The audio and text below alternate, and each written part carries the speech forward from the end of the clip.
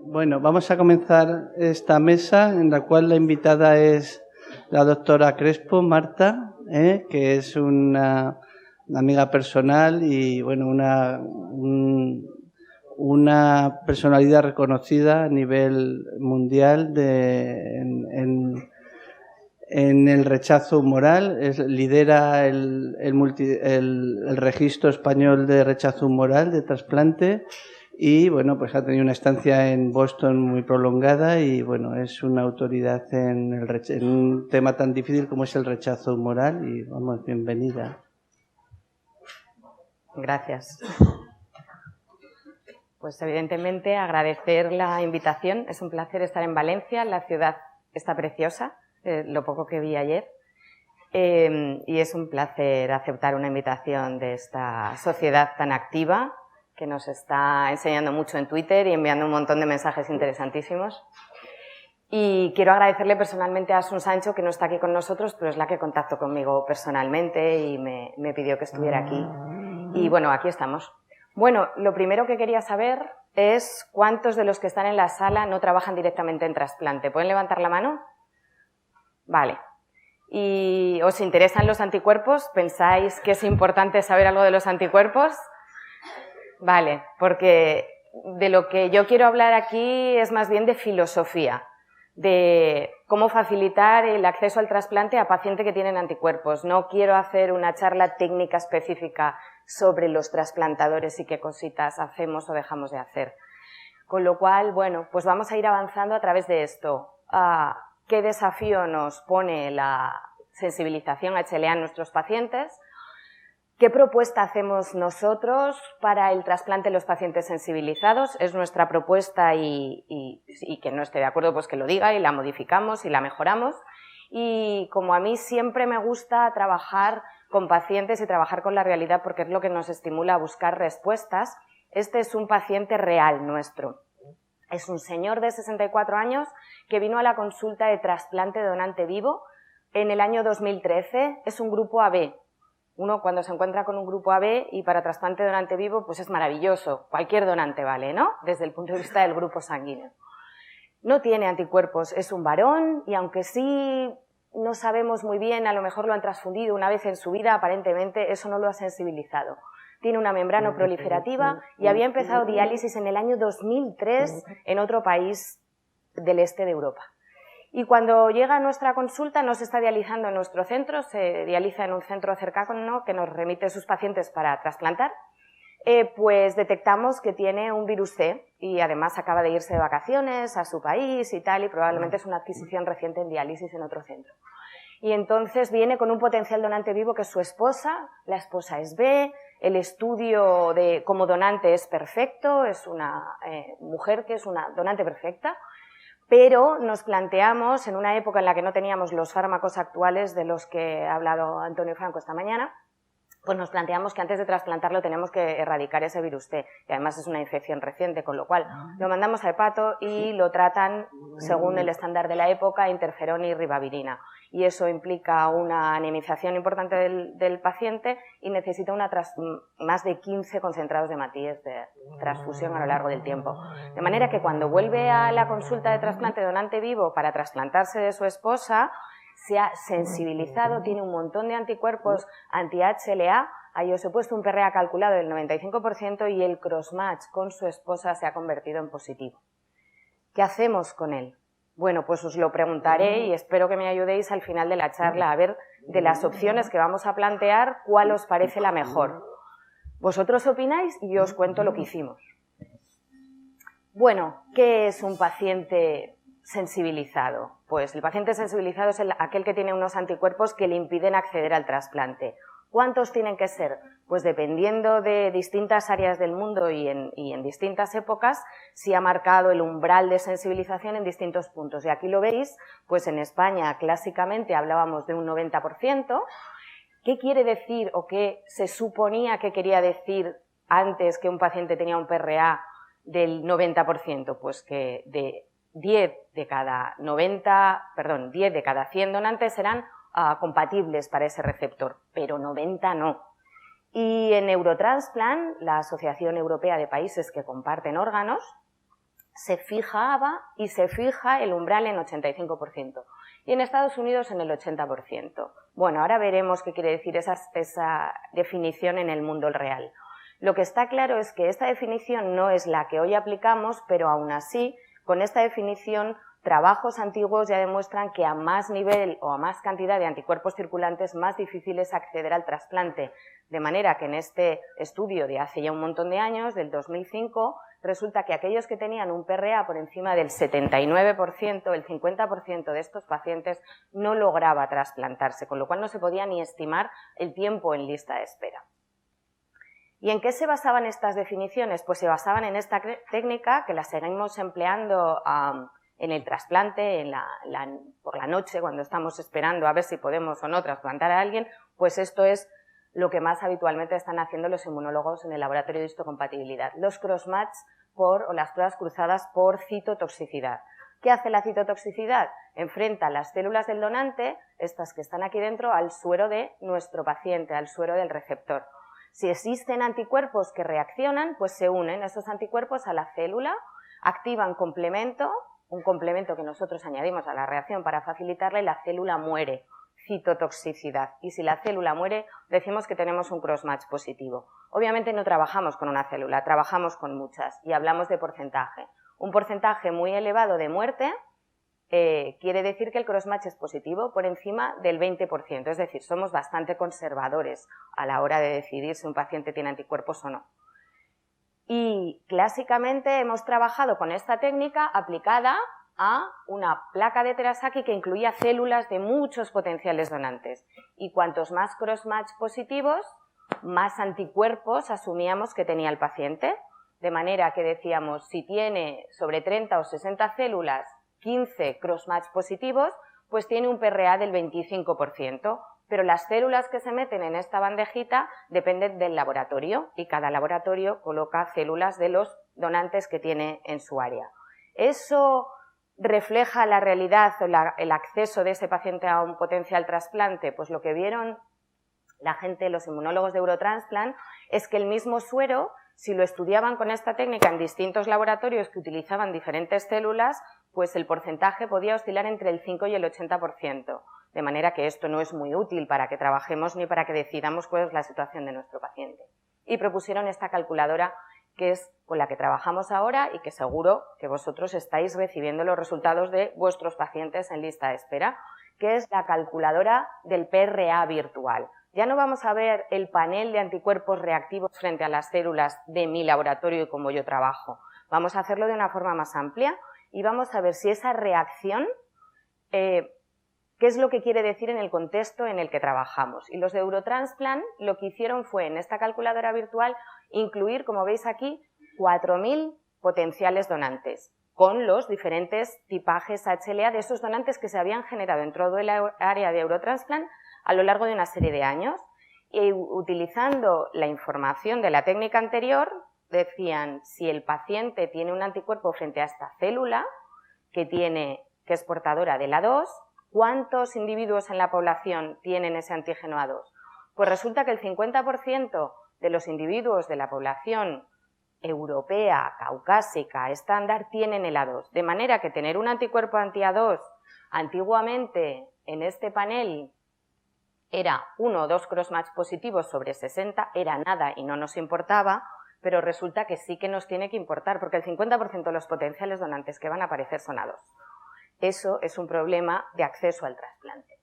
El tema es que ahora ya no lo hacemos con la técnica de citotoxicidad, sino que estamos utilizando estas bolitas, el Luminex. Hemos ido cambiando a lo largo de los últimos años, hemos incorporado nuevas técnicas que van aumentando la sensibilidad en la detección de los anticuerpos. Usábamos la citotoxicidad que os he comentado, luego apareció la citometría de flujo, que utiliza también células y sueros, y lo que quiere ver es si esos sueros tienen anticuerpos que reaccionan contra las células y se unen a la superficie de las células, y con un citómetro lo miramos y decimos, pues son muchos los anticuerpos unidos o son pocos, y eso me parece importante y que debo evitar este trasplante o no. Y hemos pasado a la sofisticación de utilizar bolas de plástico, y sobre la bola de plástico colocamos un antígeno HLA purificado, y han tardado muchos años los investigadores y los inmunólogos en poder purificar estos antígenos. O sea que no es falta de interés el que no se haya incorporado hasta más o menos pues la década del 2010. De manera que ahora tenemos estas bolitas y colocamos encima de ellas antígenos HLA y lo miramos con un citómetro modificado, que es el Luminex, y vemos qué cantidad de anticuerpos se unen a esas bolitas. Y según la cantidad, pues vemos o decidimos si es importante o qué especificidad, porque unas bolas tienen un antígeno en su membrana y otras tienen otro. Podemos distinguir contra qué antígenos reaccionan y si es mucha la cantidad de anticuerpos, tenemos una MFI, ¿no? Una intensidad de fluorescencia sobre la bola elevada. ¿Y de dónde viene la sensibilización? Pues lo sabemos todos perfectamente. La sensibilización procede de que el individuo se enfrenta a células que no le corresponden, a células que son, desde el punto de vista HLA, diferentes al receptor del trasplante. ¿Y cómo lo hace? Pues caminando por la calle, evidentemente no. Y hay tres fenómenos fundamentales que son las transfusiones, los embarazos y los trasplantes renales. ¿Y cómo contribuye cada uno de estos fenómenos a que un paciente pueda sensibilizarse? Pues este es un estudio del año 2018 en el que, como veis aquí, analizan una serie de pacientes que tienen anticuerpo y que solo reconocen un fenómeno sensibilizador. Entre los que solo se han trasplantado, que es difícil, un paciente que se haya trasplantado y nunca haya recibido ninguna transfusión, y serán varones y no habrán estado embarazados, pues el 25% de ellos están sensibilizados cuando están en la lista de espera. Aquellas mujeres que están en la lista de espera y que solo han tenido embarazos, el 50% de ellas están sensibilizadas. Y de aquellos que han recibido transfusiones, el 25%. Y si vemos aquí la intensidad, el trasplante es el que induce unos anticuerpos o mayor cantidad de anticuerpos circulantes en estos pacientes. ¿Qué pasa con los embarazos? Pues está este estudio que es muy bonito, es un estudio suizo y estos inmunólogos que hacen, la verdad, cosas muy chulas, lo que hicieron fue estudiar a todas las mujeres que daban a luz en su centro durante una determinada época. Solo aceptaban a aquellas que daban a luz después de un primer, segundo o tercer embarazo, siempre con de la misma pareja, para no mezclar a más padres, más sensibilización, más exposición a la diversidad antigénica. Pues después de un primer embarazo, entre los 1 y 4 días después del parto, el 33% de ellas tenían anticuerpos, el 62% después de un segundo embarazo y un 75% después de 3 embarazos. Es decir, que cuando viene una señora o tenemos una mujer en diálisis de 60 años y estamos valorándola para el trasplante, resulta que si ya nos dice que ha tenido 4 hijos, pues la posibilidad es que estemos aquí. Y a lo mejor las técnicas que empleamos no son capaces de detectar esos anticuerpos anti-HLA porque han pasado 20, 30 años desde que tuvieron sus hijos, con lo cual esto es dinámico y no siempre detectamos en suero de la misma manera. Nosotros hemos hecho en el Hospital del Mar un estudio en el que hemos monitorizado los anticuerpos anti-HLA en mujeres embarazadas, que estaban incluidas en un estudio de preeclampsia, no solo las hemos reclutado para esto. Y hemos visto que las multíparas mantenían a lo largo del embarazo demostraban la presencia de anticuerpos anti-HLA con técnicas de Luminex, pero de screening, es decir, no las más sensibles que tenemos, pues entre el 30 y el 40% al final del embarazo. ¿Qué pasaba con las primíparas? Pues en las primíparas, como veis, ya el primer trimestre, el 15% de ellas demostraban o tenían anticuerpos anti-HLA circulantes y un 34% al final del embarazo. Estamos intentando analizar mejor esto y para poder contar más cosas. ¿Y los trasplantes? Pues los trasplantes son una fuente clara de sensibilización y eso es evidente para todos. Y en este estudio muy bonito de 131 receptores de trasplante que volvieron a la lista de espera, al analizar todos esos sueros con técnicas de Luminex con antígeno aislado, encontraron veis aquí el 61% de ellos tenían anticuerpos anti-HLA de clase 1 y hasta un 38% el PRA de clase 1 era por encima del 85%. Con un solo trasplante la probabilidad de quedar muy sensibilizado es alta. Y clase 2, 43, bueno, ya se ve aquí. ¿Qué influye en esta sensibilización? No solo haber recibido un trasplante con un determinado número de incompatibilidades HLA, sino que al volver a la lista de espera influye esto, si mantenemos o no mantenemos la inmunosupresión. Y eso es un tema especialmente de interés y controvertido en este momento, porque además en este análisis hablan de inmunosupresión doble, no hablan de dejo un poquito de prednisona y entonces evito que el paciente que está en la lista de espera desarrolle anticuerpos anti-HLA. Hablan de dos. Nos falta un ensayo clínico, estamos intentando hacer a nivel europeo un ensayo clínico en este sentido para ver si realmente mantener inmunosupresión previene la aparición de anticuerpos, hasta qué punto y qué debemos mantener. Pero es caro, es difícil y no hay nadie muy interesado en poner dinero ahí, pero veremos a ver. Y el tiempo en la lista de espera también influye. Bueno, tenemos un paciente sensibilizado. ¿Y qué hacemos? ¿Qué es lo que tenemos que hacer con nuestros pacientes sensibilizados? Pues lo primero es esto. Necesitamos una historia inmunológica detallada. No necesitamos solo un laboratorio que coja un suero y le haga una técnica. Necesitamos entender frente a qué estamos. Y ahora, yo no sé si a vosotros os está pasando, pero nosotros ahora en Cataluña el perfil de ingreso en lista de espera incluye realizar un estudio de antígeno aislado, la técnica más sensible, a todos los pacientes, mujeres, hombres, retrasplantes, transfundidos, sí o no.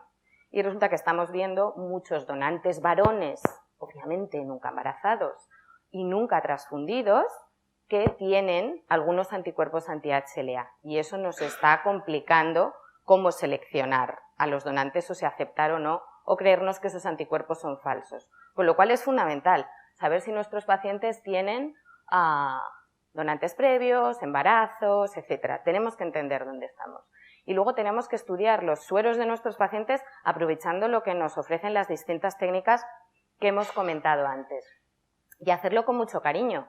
Si tenemos este receptor y tenemos este donante y vamos a intentar analizar, porque tenía un crossmatch negativo por citotoxicidad y por citometría de flujo, pero le hacemos un single antigen. ¿Lo debemos trasplantar con este donante a este receptor, sí o no? Bueno, pues es tan fácil como que el inmunólogo lo informe o que uno se ponga en la guardia o se ponga en la lista a mirar pues la reacción de este paciente frente a esos antígenos.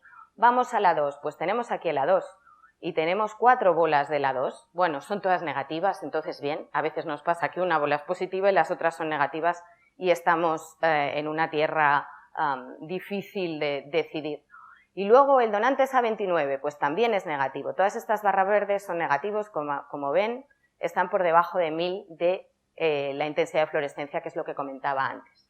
Y luego es B7 también el donante. Y tenemos 2 bolas del B7, porque hay 2 alelos, hay más alelos, pero aquí están representados 2 alelos del B7. Y también son negativas, pero llegamos al B35 y resulta que el B35 es positivo. Y es positivo alrededor de 3000 y pico, y eso justificaría que el crossmatch que le hemos hecho al paciente salga negativo. Bueno, pues tenemos que decidir qué hacemos con esto, si queremos hacer el trasplante, no lo queremos hacer desensibilización peritrasplante, pero tenemos que entenderlo y tenemos que saber bien frente a qué estamos. El crossmatch virtual es positivo. Bueno, y el paciente muy sensibilizado, ¿cómo avanzamos? Después de que hemos entendido los estudios que se le han hecho, los fenómenos sensibilizadores que tiene previo, pues por lo menos nuestra política es buscar siempre un donante vivo. Esa es la mejor opción para cualquier paciente. La calidad del riñón de un donante vivo no tiene comparación con la de un donante fallecido en líneas generales. Luego, a nivel de casuística, pues puede haber diferencias, obviamente. Pero además el paciente muy sensibilizado se beneficia especialmente de poder a lo mejor tener un hermano donante que potencialmente sea HLA idéntico. Hasta que no lo tipemos, no lo sabemos. Pero tenemos que contarle eso a nuestros pacientes. Hay pacientes que vienen y dicen, llevo muchísimo tiempo en lista de espera, uno le explica a los anticuerpos que no es fácil explicarlo y que entiendan la barrera que eso supone, pero hay que explicarlo muy bien para que ellos sepan el interés que tiene el plantear este tema en la familia, el plantear que el potencial donante compatible puede estar al lado y puede ser la solución para siempre. Y luego, que ese potencial donante quiera o no quiera donar, ya, claro, eso es tema de otra charla muy larga. Entonces, puede haber hermanos idénticos, que serían los donantes potenciales mejores, incluso si son ABO incompatibles, porque la incompatibilidad ABO la podemos tratar y controlar bien, mientras que la incompatibilidad HLA es más complicada de manejar. Otros hermanos, pues a veces no son HLA idénticos u otros parientes, pero bueno, la probabilidad de que compartan varios HLAs es alta y a lo mejor los que no comparten pues resulta que son seguros para ese paciente. Hay que explorarlo, hay que mirarlo, no hay que decir, este señor tiene un 100% y no tiene hermanos idénticos y viene un primo y no va a ser idéntico. No, no va a ser idéntico, pero vamos a mirarlo. Porque bueno, esto es como comprar un billete de lotería y que te toque o no te toque. No suele tocar, pero a alguien le toca, ¿no? Cada vez que se juega, ¿no? Si hay donantes incompatibles, pues vamos a mirarnos estos con mucho detalle y vamos a decidir si a lo mejor es desensibilizar a ese paciente. Las opciones de desensibilización son buenas por la cantidad de anticuerpos que tenemos circulantes. O si creemos que no es desensibilizable, pues podemos ir al trasplante renal cruzado. Y si resulta que estas cosas no funcionan y no podemos trasplantar a nuestro paciente con un donante vivo, cruzado, desensibilizado, etcétera, pues tenemos que incluir a nuestro paciente en la lista de espera de donante fallecido y tenemos que tener unos programas que nos permitan encontrar donantes compatibles, porque si lo hacemos a nivel local, pues es muy difícil que encontremos compatibilidad y nos tendremos que plantear si los trasplantamos solo con donantes compatibles o los trasplantamos con donantes casi compatibles y hacemos un poquito de desensibilización. ¿Qué hay de todo esto en nuestro entorno? Pues tenemos un programa de trasplante renal cruzado que funciona bien.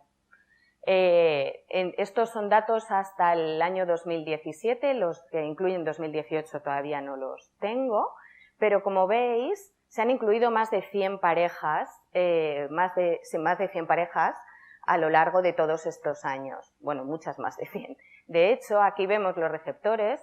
La mitad de los receptores que se han incluido en el programa se han incluido por incompatibilidad ABO. 284 por incompatibilidad HLA. Solo por Luminex, por Crossmatch, por lo que sea. E incluso algunos grupos han incluido algunas parejas compatibles con objeto de, por ejemplo, ganar edad. Un padre a un hijo, pero es un padre del grupo 0 de 75 años y un hijo de 35 años y si puedo encontrar un donante más joven para este receptor y a cambio otra pareja a lo mejor lo que encontrará es un donante compatible. Bueno, pues es una manera de incrementar el pool de donantes que dé más oportunidades a los pacientes que están incluidos en el programa. ¿Y se trasplantan los pacientes hipersensibilizados? Pues sí. Si lo veis aquí abajo, el 13% de los pacientes que tenían un PRA calculado de entre el 50 y 75% se trasplantaron dentro del programa e incluso un 23% de los que tenían un PRA por encima del 75%. O sea que no pensemos, no, el cruzado solo da respuesta a las parejas que son A y B, ¿no? Parejas incompatibles de grupo sanguíneo A y B. No, da respuesta a muchas otras cuestiones. ¿Qué pasa con la desensibilización? Pues esta es un análisis de los resultados de la desensibilización sobre la supervivencia del paciente. Un análisis publicado en New England y recoge la información de más de 1000 receptores de trasplante renal de donante vivo que se trasplantaron con desensibilización en 22 centros de Estados Unidos. Y aquí se ve la supervivencia del paciente. En la línea amarilla es el paciente sensibilizado frente a la línea naranja, que es el paciente que está en lista de espera y que a lo mejor durante el tiempo del análisis se trasplantó, y comparado en azul con el paciente que está en diálisis en la lista de espera y no se trasplanta durante el periodo de análisis. Y como veis, la supervivencia del paciente es mejor si se trasplanta, incluso con desensibilización. Y la mejoría de la supervivencia depende de la importancia o de la intensidad del anticuerpo que tuviera circulante. Es decir, que aquellos pacientes que se desensibilizan y el único anticuerpo que tenían se evidenciaba con el Luminex, pero con las otras pruebas estas de citotoxicidad o citometría de flujo no se detectaba anticuerpo, pues en ese la ventaja en supervivencia es muy alta porque el impacto de ese anticuerpo que solo se detecta por esa técnica es menor, es un anticuerpo más leve, más weak, lo llaman ellos, más débil, ¿no? Mientras que es el que se trasplanta desensibilizándose con una crossmatch por citometría de flujo previo positivo, pues tiene también supervivencia mejor, pero algo peor que con el Luminex. Y los que tienen un crossmatch por citotoxicidad, pues tienen mejor supervivencia, pero ya la diferencia no es tan marcada. ¿Y cómo se desensibiliza? ¿Cuáles son las dos estrategias fundamentales que se están utilizando en los distintos centros del mundo? Pues esta, el combinar la plasmaféresis con inmunoglobulina policlonal a dosis bajitas y asociarle rituximab. Y luego esta otra estrategia que es utilizar inmunoglobulina a dosis altas, 1 o 2 gramos por kilo, con rituximab. ¿Y cuáles son los resultados? Pues los resultados, cuando se hace eso, ya lo hemos visto en la diapositiva anterior, para el paciente y para su supervivencia es mejor que quedarse en diálisis. ¿Qué pasa con el riñón?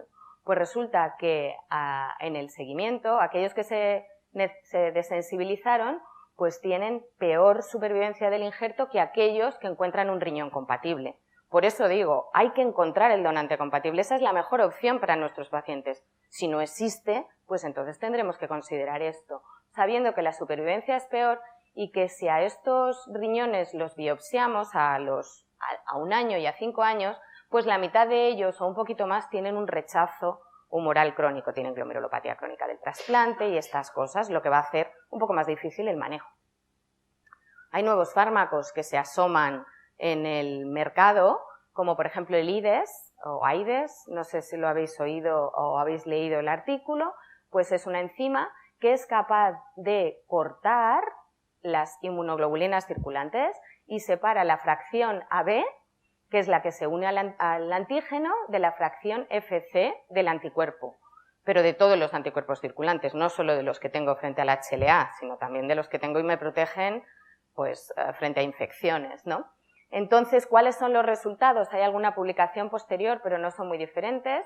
Lo que publicaron en New England es la experiencia del grupo sueco y el grupo del Cedars-Sinai de Los Ángeles y vieron que bueno, la eficacia en cuanto a la desaparición de los anticuerpos, se ve aquí, es magnífica, pero cuando pasan los días los anticuerpos rebotan y de los 25 receptores que fueron tratados de esta manera, con un seguimiento de 6 meses, había una pérdida y 10 de ellos habían sufrido rechazo mediado por anticuerpos. Es decir, podemos evitar la tormenta que supone el trasplante y el rechazo hiperagudo, pero no eliminamos el rechazo posterior en muchos de ellos.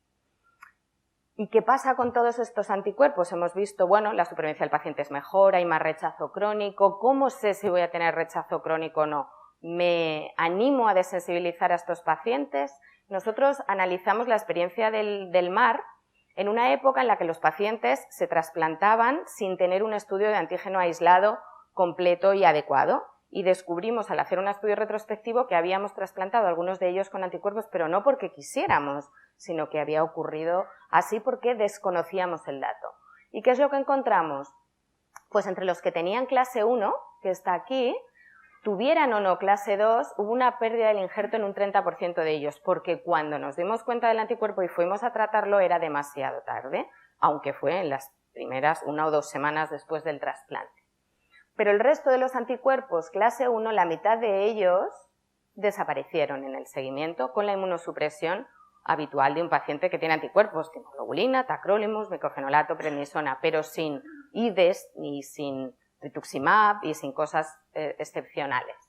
Entre los que tenían clase 2 no tuvimos ninguna pérdida, pero sin embargo el 70% de ellos en el seguimiento persistían. Y cuando hemos biopsiado a estos pacientes, los que la cantidad de rechazo mediado por anticuerpos que nos encontramos en los pacientes es especialmente importante en aquellos en los que los anticuerpos persisten. Es decir, que sin tratamiento especial, si el anticuerpo desaparece, es decir, se reduce lo suficiente de manera que nos parece que no hay anticuerpo relevante, pues entonces esos tienen menos incidencia o menos prevalencia de rechazo mediado por anticuerpos en las biopsias. ¿Y cuáles persisten? Pues aquellos con mayor cuantía de anticuerpo circulante, con un MFI mayor. Y luego, otra opción para nuestros pacientes es encontrar un donante fallecido compatible dentro de un programa en el que compartamos donantes. Existen diferentes programas en diferentes áreas del mundo. El programa que mejor funciona desde mi punto de vista es el programa de Eurotransplant y está basado en identificar el mismatch aceptable. Y luego todo el resto de los programas del mundo, que hoy en día lo que hacen es aplicar la información que obtenemos del Luminex, del estudio de antígeno aislado, lo que buscan es lo contrario, buscan evitar el mismatch, la incompatibilidad inaceptable. Parece un matiz muy pequeño, pero es importante. De manera que Eurotransplant sigue utilizando técnicas antiguas y las combina con las nuevas, y lo que hace es listar los antígenos aceptables para ese receptor en la lista de espera. No podemos entrar en todos los detalles, pero bueno, está en la web de ellos, llevan funcionando así desde finales de los años 80 y la verdad es que la eficiencia del programa es magnífica y los resultados en supervivencia pues son muy buenos. También es esta línea azul, los que se trasplantan dentro del programa de antígeno aceptable comparados con aquellos hipersensibilizados que se trasplantan pues fuera del programa y con algún antígeno que bueno, no era inaceptable, pero tampoco aceptable al mismo tiempo. La eficiencia ha sido muy buena de manera que han ido introduciendo normas de corrección en el programa, porque llegó un momento que los pacientes sensibilizados se trasplantaban antes que pacientes no sensibilizados, con lo cual hubo que corregir un poco pues, el tiempo en diálisis, etc. A pesar de ello, y a pesar de que son varios países europeos, Alemania, Austria, Bélgica, Luxemburgo, Croacia, etcétera, a pesar de ello, en su análisis lo que encuentran es que el 35% de los pacientes que están dentro del programa no encuentran una oferta de donación, de donante compatible. De manera que han propuesto un proyecto a nivel... ¡Qué susto! Un proyecto, ya voy, a nivel europeo, que es el Eurostam, que intenta expandir Europa pues, hacia el este, hacia Turquía, para incorporar donantes HLA más diversos que permitan a nuestros receptores trasplantarse, bueno, a los receptores de Eurotransplant. Y nosotros tenemos un programa magnífico también, que es el programa PATI. Nos costó llegar a este programa, el programa anterior pues no funcionaba bien, claramente, y con este, y aplicando el Luminex, pues lo que estamos haciendo es intentando evitar los antígenos prohibidos para nuestro receptor. Y tiene también una serie de características y normas para incluir a un paciente en la lista. En el programa tiene que tener un PRA calculado por encima del 97% en 2 sueros separados 3 meses y tiene que llevar como mínimo 1 año en diálisis, bueno, para ser justos con el reparto de los órganos. Empezamos incluyendo a donantes entre 18 y 70 años que morían en muerte encefálica. El año pasado vimos que esto era insuficiente y se ha expandido a emplear donantes en asistolia, pero hasta 60 años. Es decir, según avanzamos, analizamos, vemos dónde acertamos y dónde no, y vamos modificando las normas. Y es probable que este año las modifiquemos de nuevo y empecemos a pensar o en bajar el dintel, porque lo que hemos visto es que los pacientes que tienen un 98% se trasplantan mucho, los del 99% más o menos se trasplantan y los del 100% no se trasplantan. ¿Queremos dar opciones a los del 97 y 96 o queremos trasplantar a los del 100% aceptando algunos anticuerpos que nos parece que les van a hacer menos daño, hacer un poquito de sensibilización y trasplante? Eso es lo que pues, probablemente discutiremos en los próximos meses. Y para acabar, ¿os acordáis de mi paciente? Y esta era su situación. Su esposa le quería dar un riñón, pero se habían vuelto HLA incompatibles. Y entonces, lo que yo me planteé es, tenemos todas estas opciones y quiero que me ayudéis a decidir si buscamos otro donante vivo, si hacemos un trasplante cruzado, si lo desensibilizamos o si lo incluimos en la lista de donante fallecido dentro del PATI. ¿Quién opta por buscar otro donante? Con manos arriba.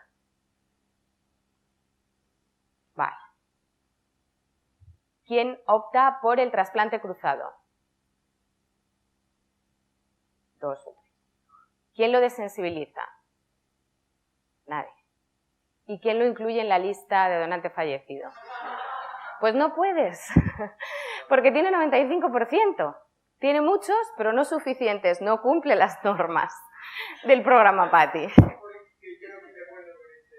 Con ese, bueno, los andaluces son los que no forman parte del programa PATI, que tienen un programa alternativo.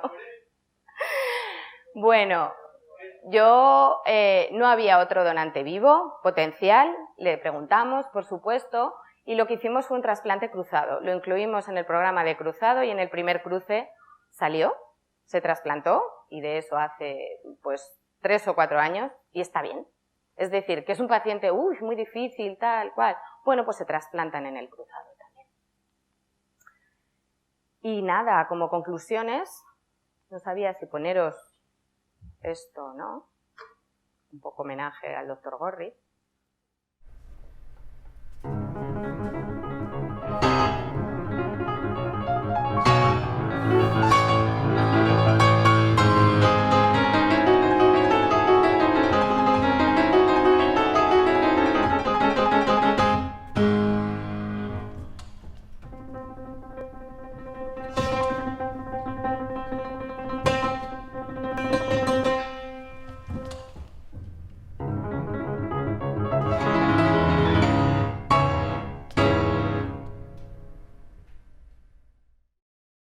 ¿Qué es lo que intentamos con el trasplante, no? Que esté juntos el trasplante y el paciente, sabiendo que no son iguales, que son diferentes, y eso pues nos supone una serie de retos, pero enriquece también la relación. Ya está, conclusiones claras. Todo el algoritmo, y hay que trabajarlo y trabajarlo muy bien, porque lo que queremos es ofrecer el mejor trasplante posible a nuestros pacientes, y a cuantos más mejor. Ya está.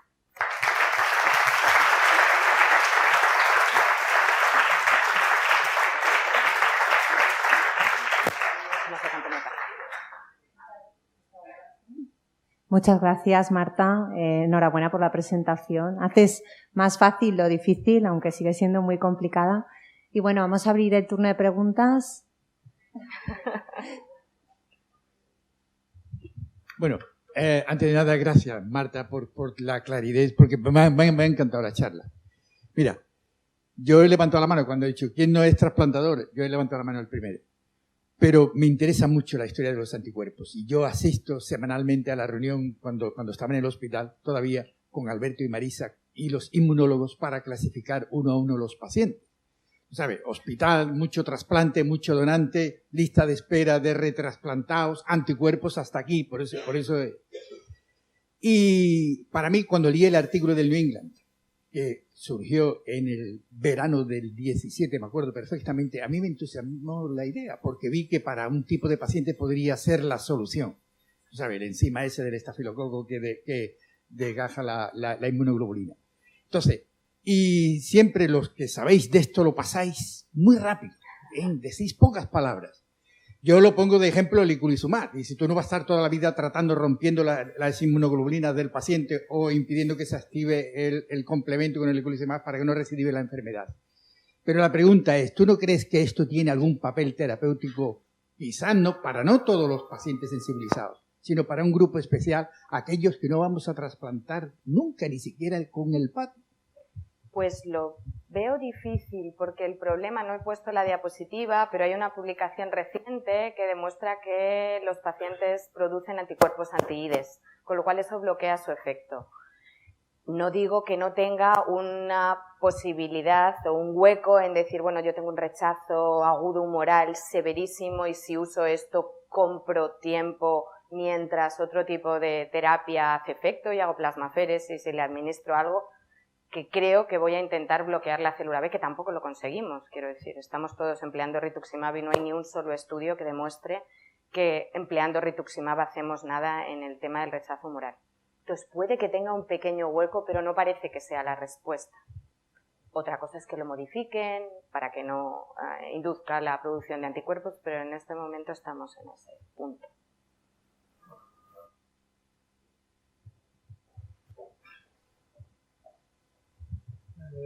Gracias, siempre es un placer. Yo creo que todos los trasplantadores y no trasplantadores agradecemos su charla. La pregunta va un poco en la línea de, dentro del perfil de donantes vivos, un segmento muy importante es el de entre marido que dona a esposa, de la que ha tenido familia. Y la verdad es que no tenía las cifras en mente, pero es espectacular, claro, que después de un tercer embarazo puedes tener un 75%, ¿no?, de enfermas sensibilizadas. Es un problema, porque además son sensibilización justo donante específica frente al marido que es el que se plantea la donación. Y también ha señalado que muchos pacientes pierden memoria, y sobre todo cuando uno está trasplantando pacientes en la sexta, séptima década de la vida, que no es excepcional. La duda que salta es, esta paciente aparentemente no está sensibilizada, pero a la vista de los porcentajes, en mujeres que cuenten 2, 3 embarazos, lo cual no es excepcional, ¿cabe en relación a algún test? En el trasplante vivo antes hemos ocurrido un historia infectos, pero la posibilidad in vitro de estimular para ver si en efecto hay una respuesta secundaria que indique. ¿Ha visto bajo ese tema? ¿Los inmunólogos están en ello? Hay estudios en ese sentido y lo primero que hacemos obviamente cuando tenemos una pareja de ese tipo es no vamos casi ni a mirar la creatinina, vamos a ver si son compatibles y luego ya miramos la creatinina y decidimos qué vamos a hacer. Y hay algunos estudios, pero no hay publicaciones contundentes todavía sobre el uso del ELISpot-B en este tipo de pacientes. Son mujeres con embarazos, etcétera, en las que tú haces el estudio con Luminés, con antígeno aislado, no detectas nada y, sin embargo, si estudias sus células B, las estimulas y las proliferas, esas células son capaces de producir el anticuerpo. Estamos intentando hacer algo así, yo creo que Oriol lo está intentando, nosotros también, y supongo, y otros grupos del mundo, lógicamente, irán saliendo. O sea que hay casuística en algunos artículos, pero no hay un estudio de tengo 50 y en las 50, aunque no detecte anticuerpos, resulta que tengo células. Eso no existe todavía. Es un escenario siempre complejo donde, es muy desagradecido, ¿no?, que te encuentres de repente un rechazo moral en el segundo día post trasplante a una paciente que a priori, pero a la vista de las altas sensibilizaciones es cierto que sí que hay que, ¿no?, incidir. Es verdad que las técnicas que usamos ahora, quiero decir, el estudio de antígeno aislado con Luminés es súper sensible. ¿Cuántos se nos escapan? Eso es lo que tenemos que acabar de saber.